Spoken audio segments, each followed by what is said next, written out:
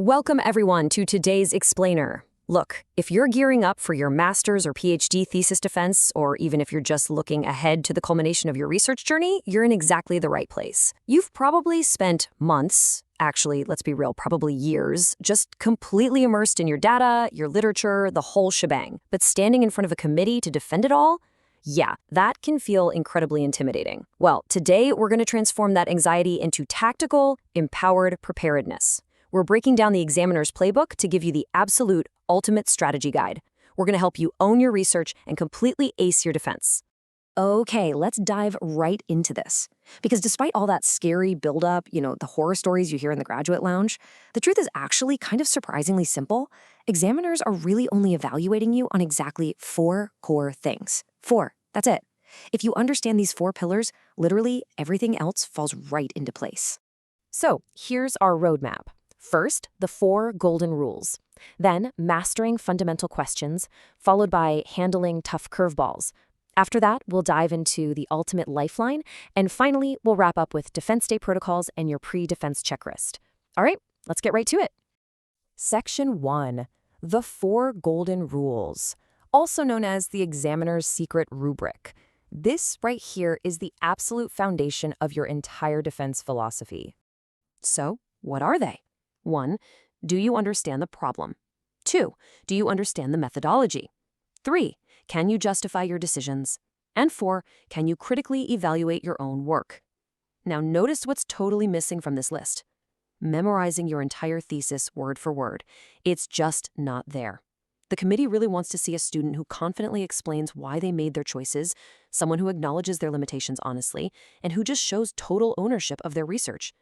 Honestly, confident ownership is going to beat robotic memorization every single time.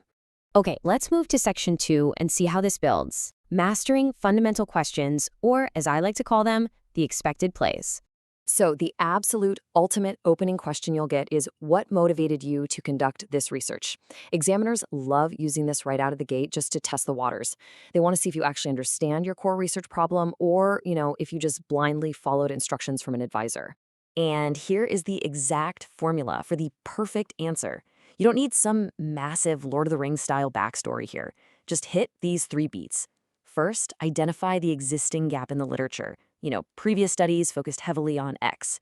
Second, point out the limited attention given to your specific area. However, limited attention was given to Y. And third, provide a practical solution. Therefore, this study was conducted to address that exact gap. Boom. It's clear, it's concise, and it sounds incredibly professional. All right, here's the next fundamental question you are almost guaranteed to hear. Why did you choose this research methodology? This is a direct test of that 3rd golden rule we just talked about, justifying your decisions. Your answer here needs to be all about alignment. You have to confidently state that your methodology, whether it's quantitative, qualitative, mixed methods, whatever, was specifically selected because it directly aligns with your research objectives. If you want quantitative, explain that you needed to statistically measure relationships. If qualitative, well, you needed deeper insights into participants' experiences. Just show them that your method was a deliberate, highly effective tool for your exact specific job. Then we have this one. What is the novelty of your research? Examiners absolutely love this question because it probes both the theoretical contributions you're making to the academic field and the real-world practical innovations of your work. So, when answering, excitedly highlight your specific contribution. Seriously, do not be shy here. Clearly articulate that your novelty lies in the development of your new framework, your model, your algorithm, and explicitly state how it improves performance or applicability compared to what's already out there. Tell them exactly what you built and why it's a real game changer. All right, shifting gears a bit to section 3, handling tough curveballs, the interrogation phase. Now, I know this is the part of the defense that causes the absolute most panic, but take a breath, because we have a really safe, structured strategy for these too. Curveball number 1, why should anyone trust your results? Ouch, right? When you're standing up there under the lights, that can feel like a direct personal attack, but it's not personal at all. The examiners are simply stress testing the robustness of your study. And you can easily parry that intimidating curveball by confidently listing your defenses. Your results were validated using established methodologies. You used rigorous evaluation procedures. You applied proper statistical testing, and you compared your results with benchmark studies. You're basically just relying on the scientific method itself to defend your trustworthiness. It's foolproof. Here's another great curveball. If your methodology failed, what alternative method would you use? This is your classic hypothetical worst-case scenario question. But look, they aren't trying to trick you. They're just testing your deeper understanding of the broader academic landscape in your field. To completely ace this, you don't need some flawless backup plan ready to execute tomorrow. Not at all. You just need to propose logical alternative approaches that would provide complementary perspectives. It just shows the committee that you have a map of the territory in your head, and you know more than just the one single path you walk down. Okay, Section 4. This is actually one of my favorites. The ultimate lifeline. What happens when an examiner asks you something incredibly obscure and your mind just goes completely 100% blank? Well, your ultimate tactical play is to use a very specific memorized script. It goes like this. Thank you for the question. Based on my current findings, I do not have sufficient evidence to provide a definitive answer. However, this represents an interesting direction for future investigation. Memorizing this exact professional phrase is just infinitely better than standing there frozen or honestly making up technical values and guessing. It shows maturity, it shows poise, and above all, intellectual honesty. Right, let's move to Section 5, Defense Day Protocols. These are the unwritten behavioral rules of the academic field, because how you act in that room is almost as important as what you say. When it comes to your study's flaws, remember this. Honesty always wins over arrogance. No study is perfect.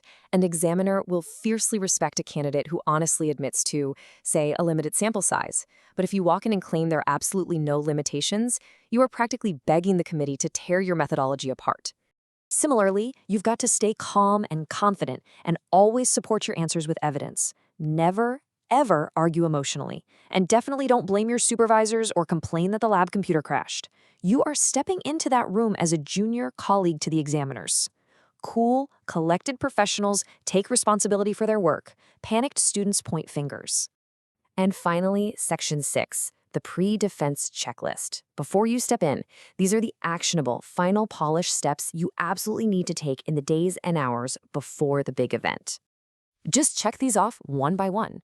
Know every chapter thoroughly, and by that I mean really understanding the why behind every single table, figure, and equation. Prepare a concise presentation. Definitely do not read directly off your slides. Anticipate examiner questions by preparing some backup slides for those deep dive methodology queries. And of course, arrive early and dress professionally. Leave the lucky lab sweatpants at home, guys. Practicing multiple times eliminates the variables and leaves you completely in control of the whole shebang. Which brings us to our final question for you today. Are you ready to own your research? Look, remember this. Nobody in the world knows your specific thesis topic better than you do. Not even your examiners. You've done the heavy lifting, you've seen the playbook, and now you have the exact structure to prove it. So take a deep breath, trust your preparation, and go show them what you discovered. But keep in mind, the defense is really just the beginning of your academic career. So how will you take the feedback from this room today and turn it into your next groundbreaking publication? Thanks for joining me on this explainer, and absolutely best of luck on your